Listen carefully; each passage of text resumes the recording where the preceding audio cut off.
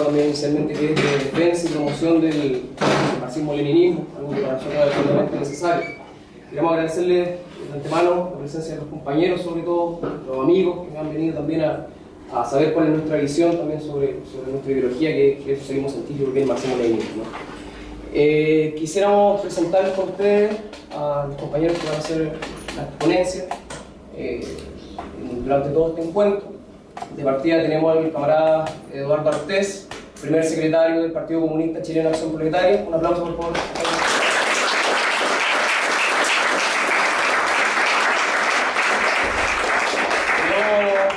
Tenemos con nosotros también al compañero Damián Ló, que también nos va a hacer una introducción.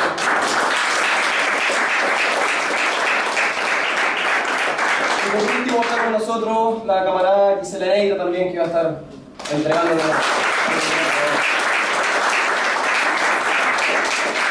Para comenzar, les pedimos también, si tienen los celulares con mucho sonido o algo, por favor, apagarlo, dejarlo en silencio también para que estemos todos concentrados y podamos escuchar bien. ¿Y tú? Una introducción sobre esta actividad. Ahora, bien, buenas tardes, camaradas, amigos. Esta actividad de hoy día es una actividad, digamos, que está planificada dentro de un ciclo de foros y seminarios que vamos a ir realizando en relación a nuestro pensamiento comunista, en relación a la defensa de este pensamiento, a salir y dar paso a las distintas posiciones que están levantando y que normalmente levantan los distintos sectores de clases enemigas dentro de la sociedad. Para nuestro partido es esencial el tema ideológico. El tema de las ideas, la forma de pensar, dice relación directamente cómo hacemos la política y al servicio de quién nos colocamos. Es cierto que vivimos en una sociedad en que la forma dominante de pensar es la burguesa, la reaccionaria. Y eso se manifiesta en cada una de nuestras acciones. La propia clase obrera no es algo que esté en una cúpula de cristal y no sea penetrada por la idea de la burguesía y la forma de pensar pequeña burguesa. Por el contrario, el socialismo que fue subvertido en la Unión Soviética y en los países socialistas no fue con tropas extranjeras, compañeros. Fue fundamentalmente en la forma de pensar pequeña burguesa revisionista que hizo carne en la cabeza de muchos que se autorreclamaban comunistas. Por lo tanto, el tema de la ideología no es cualquier cosa. Vivimos una sociedad en que pareciera ser que existen muchas verdades. Por lo tanto, podrían existir muchas posiciones ideológicas que den cuenta de posiciones revolucionarias. Pero como nosotros hacemos el análisis de clase,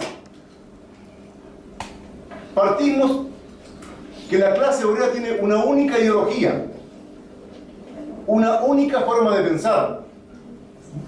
Por lo tanto, no existen distintas ideologías de la clase obrera. La clase obrera es única, con intereses únicos, y no existen, por lo tanto, varias ideologías. Es cierto que en la sociedad pluriclasista existen diversas clases sociales o sectores de clase que tienen distintos pensamientos. Incluso existe el revolucionarismo o los revolucionarios pequeños burgueses. Claro, mucho. América Latina, nuestra América Latina, eso es una cuestión que está en todos lados, con una fuerza impresionante. Pero eso no significa de que ellos tengan la concepción revolucionaria marxista-leninista, o si no estaríamos hoy día no solamente en el socialismo, que estaríamos rajuñando quizá el comunismo. Pero no es así. Muchos plantean esto de la vanguardia compartida, una concepción pequeña burguesa que sostiene que deben de haber distintos partidos y organizaciones políticas con distintas ideologías que coordinen entre sí y que lleven adelante entonces el cambio revolucionario.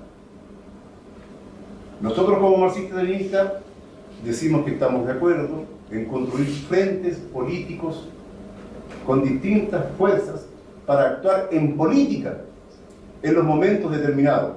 Sin embargo, sostenemos que la ideología que debe estar al mando y el pensamiento que debe estar al mando es el marxismo-leninismo, es la ideología de la clase obrera, porque está interesada en llevar adelante su propia liberación y la liberación del conjunto de la sociedad. Es por eso que para nuestro partido el tema del marxismo-leninismo no es una cuestión secundaria o de adorno. Es una cuestión que tiene relación directamente, queridos camaradas, con el fracaso o el triunfo de la lucha revolucionaria. El entender la esencia del marxismo-leninismo nos permite tener posiciones justas en cada uno de los procesos y de los momentos políticos que vivimos. Nos permite, por ejemplo, apoyar un proceso como el proceso venezolano, desnudando sus posibilidades, colocando sobre la mesa sus posibilidades y sus limitaciones,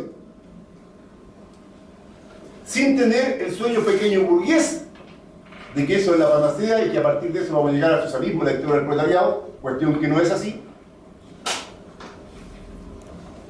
Pero al mismo tiempo tampoco tener la concepción pequeña burguesa de decir, como no es dictadura del proletariado, entonces yo me retiro y hago esto de la profecía cumplida, ¿no? Que se venga guarda abajo para que los reaccionarios van a votar a ese reformismo ahí. Entonces, compañeros, amigos, camaradas, antes que nada les doy las gracias por venir. Que bueno, nos alegra mucho ver que esta salita está llena. Esperemos que después podamos llenarla aún más. Yo voy a hablarles un poco sobre un tema que no es teórico, es concreto, es práctico. ¿De qué se trata concretamente la actividad desplegada por Trotsky y los distintos seguidores que él ha tenido hasta la fecha?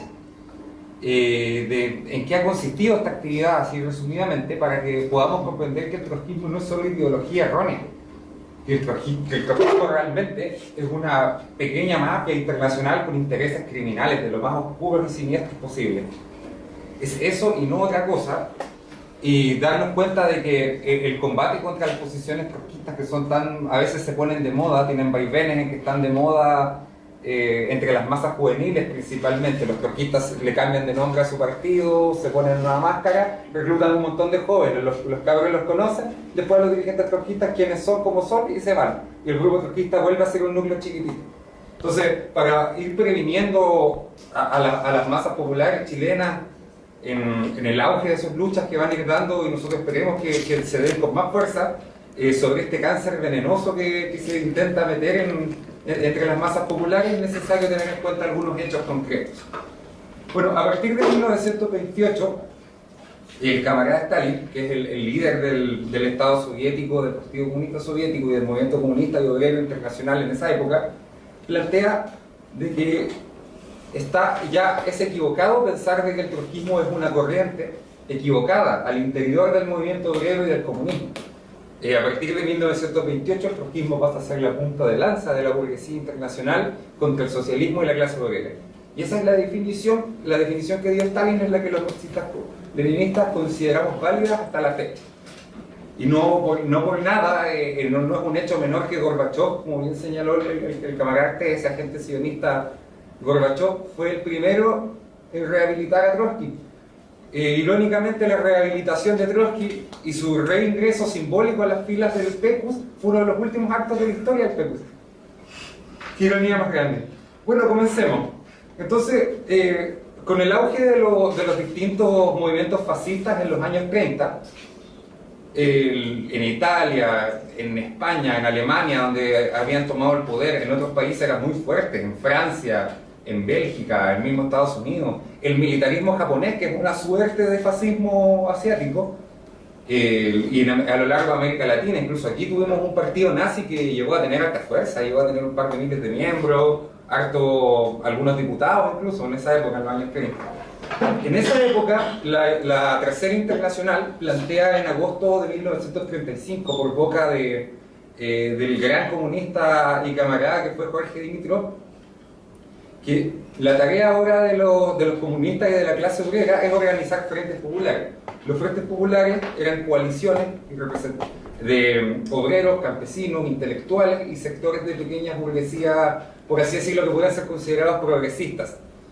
¿Ya? Y entonces, sobre la base del Frente Popular, la clase obrera va a impulsar las luchas por sus reivindicaciones económicas, por su estilo de vida, por su modo de vida, sus condiciones materiales, ciertas reformas necesarias para las sociedades, por ejemplo, las reformas agrarias, las nacionalizaciones de ciertos recursos naturales, la defensa de las libertades democráticas frente al auge del fascismo, con el objeto de que las grandes masas de los países donde se instalaban los frentes populares no cayeran bajo el fascismo. O sea, se acercaran al movimiento obrero y no al fascismo, que el fascismo es definido por Jorge Dimitrov como el sector más reaccionario del capital financiero. Y bueno, cuando los comunistas y las masas populares, los partidos comunistas a la cabeza de grandes masas de obreros organizados, conscientes, están dándose esta tarea, Trotsky, que vive una especie de exilio de ensueño ahí, rodeado de matones, pagado por el dinero de distintos orígenes en México, en una especie de mansión fortaleza que se le otorga para que él muere plácidamente, llama en el año 1938, en un documento que se llama Nuestra Lucha, plantea de que el principal enemigo de la clase obrera y de los pueblos son los partidos comunistas de la Tercera Internacional, y que la clase obrera, para hacer la revolución socialista, tiene como principal objetivo, reventar los partidos comunistas. Esa es la palabra concreta que usa este degenerado, compañero. Reventar los partidos comunistas. Un texto más o menos extenso. Yo creo que por allá atrás no van a poder leer todo. De ese texto vamos a sacar, obviamente, las ideas esenciales. Entonces, vamos a iniciar en este día del natalicio de Camarada Stalin con su frase esencial: sobre mi tumba tirarán montañas de basura, el viento de la historia las borrará inexorablemente. Yo tomo esta frase y junto con la frase me voy a presentar. Yo fui militante, algunos saben, algunos se van a chocar. En otros años fui trotskista, muchos años.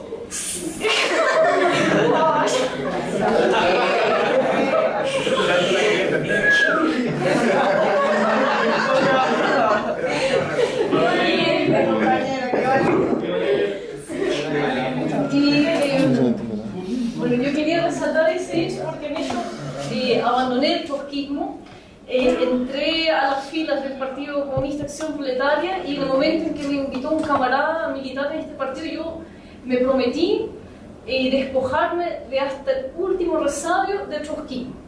Bueno, lo que voy a presentar ahora es parte de ese proceso que he ido de purificación ideológica, teórica, política del trotskismo, y es real. Entonces, bueno, esta frase que dice el camarada, el viento de la historia las borrará inexorablemente, es real. En este momento que estamos viviendo, la figura de Stalin ha ido tomando una fuerza, especialmente en los ex países de la Unión Soviética, potentísimo. La correcta teoría, según Trotsky, es portada por Trotsky. Y la errada teoría sería portada por Stalin. Esta es la contraposición que él coloca: su revolución permanente versus el socialismo en un solo país de Stalin. La base argumentativa de Trotsky es la siguiente: el marxismo parte del concepto de la economía mundial, no como una amalgama de partículas nacionales, sino como una potente realidad con vida propia, creada por la División Internacional del Trabajo y el mercado mundial, que impera en los tiempos que corremos sobre los mercados nacionales. Después ahí resalto: las fuerzas productivas de la sociedad capitalista rebasan desde hace mucho tiempo las fronteras nacionales. Bueno, este texto no lo vamos a adentrar. Esta definición que él tiene de la economía mundial es errada. Poquitos hemos tenido la ocasión de leer El Capital y esto no se condice con el marxismo. Pero no nos importa eso en este momento, porque nosotros vamos a entrar al debate de lo que es la teoría de la revolución permanente. Y ahí lo que nos interesa es este segundo punto: las fuerzas productivas de la sociedad capitalista rebasan desde hace mucho tiempo las fronteras nacionales. Se tiene una visión globalizada de la economía mundial. Entonces él dice que eso no se ajustaría, voy a devolverme un poquito, que no se ajustaría esta interpretación de la economía mundial para los sostenedores del socialismo en un solo país. Pero, y por lo tanto, estos serían nacionalistas y no trabajan en el tema internacional porque no son capaces de llegar a entender la economía internacional y no hacen ningún trabajo internacionalista. Pero nos dice igual, si los profetas y secuaces de esta teoría, la del socialismo en un solo país, participan, sin embargo, de la lucha revolucionaria internacional, nos dice también, nos advierte, no queremos prejuzgar con qué éxito, ¿no? Es porque dejándose de llevar de su inveterado eclecticismo, combinan mecánicamente el internacionalismo abstracto con el nacionalismo reaccionario y utópico. Eso dice él de las políticas de Stalin cuando Stalin hizo políticas internacionalistas. O sea, cuando hace políticas internacionalistas Stalin es porque es un mecánico, un ecléctico, un internacionalista mecánico, un abstracto nacionalista, un reaccionario utópico. Solamente por esas razones Stalin hacía políticas internacionalistas. Los conceptos elementales de la revolución permanente de Trotsky. Yo puse esta portada no porque sea bonita, sino por lo que decía acá: joven obrero, contra el rearme de la santa alianza del imperialismo y del Kremlin. Alístate al ejército mundial de la revolución socialista. Eso Trotsky. Qué buena broma. Conceptos elementales de teoría de la revolución permanente de Trotsky. Todo esto sacado directamente de su obra, de su libro. Porque el manifiesto comunista, nosotros sacamos esta siguiente cita: en Alemania el Partido Comunista luchará al lado de la burguesía mientras ésta actúa revolucionariamente. Se nos están diciendo aquí claramente, depende de las circunstancias y de acuerdo a las circunstancias nosotros hacemos alianzas o no. Después nos dice, pero todo esto sin dejar un solo instante de elaborar entre los obreros hasta firmar en ellos la mayor claridad posible de la conciencia del antagonismo hostil que separa la burguesía del proletariado. Después nos dice, para que, llegando el momento, los obreros alemanes se encuentren preparados para volverse contra la burguesía. Las miradas de los comunistas convergen con un especial interés sobre Alemania, pues no desconocen que este país está en víspera de una revolución burguesa, razones todas para que la revolución alemana burguesa que se avecina no sea más que el preludio inmediato de una revolución proletaria. Esto es revolución permanente según Marx y Engels. Vamos a seguir y después vamos a hacer un cuadro comparativo entre ambos puntos de vista. En un escrito que de 1850 dicen, resumidamente, esto no son citas excepto la última parte que es cita textual y esto resume la parte de arriba, nos dice, el proletariado debe levantar una organización de clase clandestina y abierta en la que pueda discutir los intereses y posiciones de la clase en forma independiente y libre de influencia burguesa. Después nos dice, para el caso de enfrentar a un enemigo común, no necesita una alianza especial. Apenas se enfrenta a un enemigo así, se unirán los intereses de ambos partidos por inercia. Aquí, en este momento, hubo un fracaso de la revolución proletaria. Entonces, ¿y fue por qué? Porque la clase proletaria no estaba constituyéndose en un partido propio. Entonces, lo que nos están diciendo Marx y Engels, el proletariado tiene que tener su propio partido. Ese partido, en momentos, cuando hay sectores de la burguesía con los que entra, o sea, que llega a estar en acuerdo, automáticamente van a confluir y después se van a separar de nuevo. Y así constantemente, de acuerdo a las circunstancias. Lo importante es que exista un partido proletario independiente. Es lo que nos están diciendo acá Marx, considerando los factores objetivos. No como Trotsky que considera nada. Aquí está considerando los factores objetivos de la realidad. Si no prometemos desde ahora e inmediatamente toda clase de socializaciones, es precisamente porque conocemos las verdaderas condiciones de esta tarea, nótese, y lejos de velar la nueva lucha de clase que madura en el seno del proletariado, la ponemos, del campesinado, la ponemos al descubierto. Pero aquí nos está diciendo claramente que él obviamente abrazaba la teoría de la revolución permanente porque es inherente de la comprensión comunista. Si nosotros queremos llegar al comunismo, no podemos dejar de querer una revolución permanente, es decir, en la lucha constante de nuestra clase, con avances y reflujo. Obviamente que Lenin la sostenía mucho antes que llegara a iluminarle la mente una persona por ahí. Pregunta número 2. Lenin entiende a la revolución permanente como un progreso lineal, con un claro y definido horizonte. Como Trotsky, tiene el horizonte claro. Revolución interplanetaria, horizonte final. No, y clarísimo el camino. Transgredir las fronteras siempre derechito hacia la revolución permanente, revolución mundial.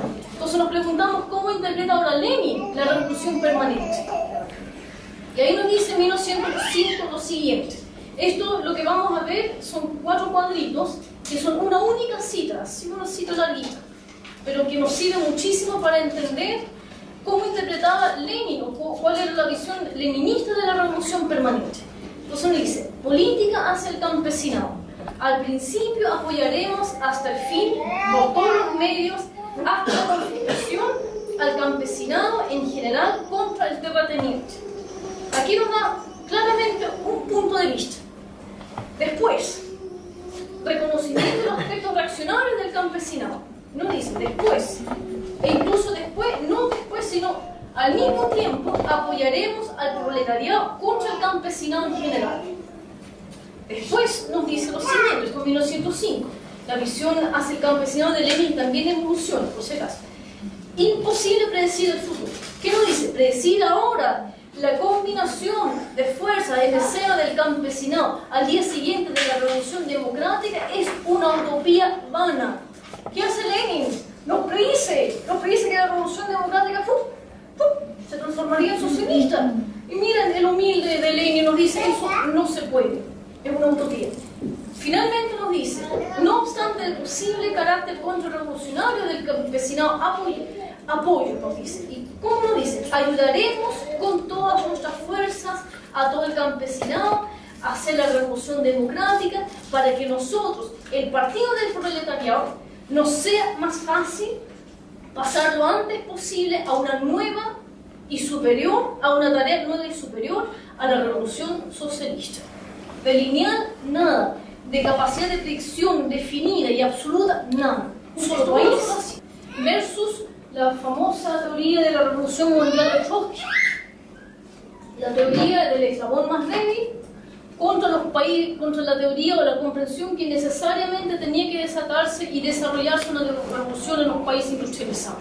Esos dos son, y ahora nosotros podemos entender por qué la paz de Brest.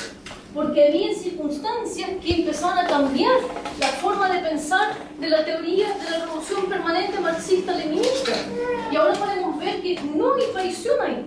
Y por el otro lado nosotros vemos que siempre este hombre sigue aplicando su misma teoría, que más encima se sustenta sobre un método de análisis que no es marxista, sino deductivo, y que no tiene asidero con la realidad. Conclusión de 1918. El proceso de la revolución proletaria mundial no se asemeja al sentido nuevo y más amplio de la revolución permanente de Trotsky.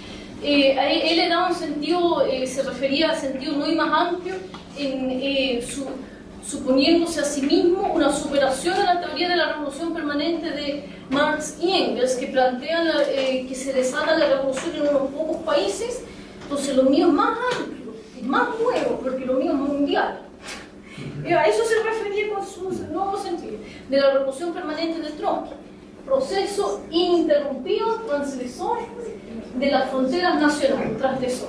Tras un año de experiencia revolucionaria, Lenin se percató de que la revolución proletaria europea, estadounidense y mundial no iban a llegar pronto e incluso que podría no llegar en un lapso extenso de tiempo.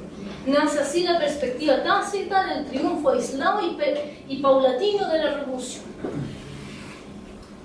1920. La idea del socialismo en un solo país se va consolidando. Y aquí nos dice, esto es muy interesante, la primera frase por sobre todo, Ahora, al cabo de 3 años, resulta que somos muchísimo más fuertes que antes, pero que la burguesía mundial es también más fuerte todavía. Y a pesar de que es incomparablemente más fuerte que nosotros, podemos afirmar que hemos triunfado. Esto es una consolidación total de la teoría de la revolución permanente. Después nos dice, hemos triunfado porque hemos sabido mantenernos frente a unos estados más fuertes que nosotros. Nuestro triunfo, aquí abajito, que no, justo lo que no se lee, nuestro triunfo representará únicamente la mitad de la victoria. Y bien abajito nos dice, y este triunfo a medias de la revolución significa que el peligro no ha desaparecido, existe y seguirá existiendo hasta que triunfe la revolución en uno o en varios países avanzados. Conclusión 1920. Aún considera Lenin al proletariado occidental como la reserva principal tanto de la revolución proletaria mundial y de la consolidación definitiva del poder soviético ruso. Ahora se trata de ganar tiempo, recuperar y aguantar hasta que recuperarse y aguantar hasta que el proletariado de los países capitalistas desarrollados hagan sus revoluciones. Estos son los parámetros con los que se maneja la dirección bolchevique 3 años antes de octubre, y una L de más. 3 años después de octubre, perdón, obviamente después, no, 1920, después de octubre. Esto está todo también respaldado en la documentación que en las actas del Comité Político Central del Partido Comunista Ruso, todo esto, este debate. Volvamos a la pregunta 4. ¿Sostenía Lenin la teoría del socialismo en un solo país? 1921, o sea, nosotros, la última cita que acabamos de leer es 1920, las conclusiones. Ahora vamos a ver qué nos dice un año después. Ahora bien, ¿cabe concebir que una república socialista puede subsistir en medio del cerco capitalista? Eso se pregunta. Eso parecía inconcebible, lo mismo en el sentido político que en el militar. Que esto es posible en los sentidos político y militar es ya una cosa demostrada, ya es un hecho. Esto es absolutamente socialismo en un solo país. En 1910, con 100 millones de dólares, no sé cuándo, hace poquito fue esto, se apoya a grupos fundamentalistas religiosos y reaccionarios que están en total oposición a los movimientos seculares y al laicismo. Aquí tenemos abajo, secreto de Estado, Obama permite la CIA ayudar a los rebeldes en Siria. Después nos dice, ¿qué posición tomar ante la intervención de la OTAN en Siria? ¿Qué posición tomamos nosotros desde el marxismo-leninismo? Total rechazo a la intervención, total rechazo a los grupos reaccionarios y financiados por la OTAN. En Siria no hay revolución. Y fíjense en esta foto acá, esta es una foto que son los nazis, que están ahí paraditos. Y detrásito nosotros vemos la bandera de los rebeldes sirios. Son nazis, esos son los que están haciendo la supuesta revolución siria. Con la victoria de los rebeldes en Siria, las posibilidades de la perspectiva socialista se alejan aún más. Por lo tanto, defensa de la soberanía nacional y autodeterminación de los pueblos. Apoyo al gobierno de Bashar al-Assad por ser en el momento el elemento unificador de su lucha por la soberanía nacional del pueblo sirio. ¿Qué posición ha tomado el trotskismo con respecto a Siria? El trotskismo apoya la intervención en Siria, afirmando que allí hay una revolución. ¿De qué dicen? Declaración de la Cuarta Internacional en solidaridad con la revolución siria. Solidaridad con la revolución siria, dice. Aquí abajo también, ¡viva la revolución siria! Estas fotos aquí no son esto de Trotsky, me parece, estos son, y las dos fotos de acá abajo son de Chile, son del trotskismo en Chile. Cordonazo que andaba pegado por ahí apoyando la revolución siria. Compárese con las opiniones del trotskismo en relación a Cuba, Corea del Norte, Venezuela, Ecuador. Sí, quiso generalizadamente una radio israelí el 1 de mayo. Pero no solamente fue una radio israelí, fue coordinadamente la radio de la Fuerza Aérea, la Fuerza Terrestre y la Marina. Y le hicieron un homenaje a León Trotsky diciendo que fue un gran revolucionario judío, de familia judío ortodoxa, y que él solamente pudo haber salvado a la Unión Soviética de la tiranía stalinista, y que la Unión Soviética hubiese sido muy distinta y amiga de la futura Israel si no hubiese estado, o sea, si hubiese estado Trotsky y si obviamente Stalin hubiese desaparecido. Nosotros sacamos ahí todo un análisis, porque al final las agencias imperialistas como el Mossad, el mismo ejército israelí y la misma CIA hacen una defensa a ultranza, gastando historiadores, incluso gastando programas, millones de dólares en producir programas como Biografía de León Trotsky de History Channel, que lo deja como una especie de hada madrina, inocente, revolucionaria que se la juega por los pueblos, pero que al fin y al cabo es defendida por los mismos buitres imperialistas que saquean los países. Por otro lado, muchos de los trotskistas, digamos, fantasean mentalmente con una imagen de un Che Guevara que es prácticamente un permanentista al estilo de la revolución permanente de Trotsky. Y cabe notar de que el Che Guevara en una carta de Tanzania en 1967, no recuerdo muy bien, a un miembro del PC cubano de apellido Hart, que estaban discutiendo sobre problemas de formación ideológica. Y en el punto 4 o 5 estaban hablando sobre los clásicos del marxismo-leninismo, y él dice que recomienda estudiar personas de la dialéctica como Hegel, en fin, pero en los clásicos está Marx, Engels, Lenin, Stalin, documentos de Mao Zedong, y dice, y entre lo heterodoxo y capitalista incluye a Khrushchev, un gran revisionista, y también incluye a Trotsky, que por lo que se dice también escribió, tu gran amigo, y le escribe eso. Entonces los trotskistas al final juegan en una fantasía, digamos, puramente mental de ellos, de que el Che Guevara era digamos, como una especie de Trotsky de los años 60, y es una gran falsedad. Cabe decir de que el Che Guevara no solamente mandó a expulsar, digamos, amenazó con fusilar a los miembros del Partido Obrero Revolucionario de Cuba, que fueron una de las pocas sabandijas junto a agentes del régimen de Batista, que querían que cayera el régimen de Castro. Entonces, ¿de qué hablamos? El trotskismo nunca ha estado aliado de los pueblos, está al servicio del de los imperialistas, de los capitalistas nacionales. Son enemigos de clase, y esos enemigos de clase hay que combatirlos tanto ideológica como físicamente.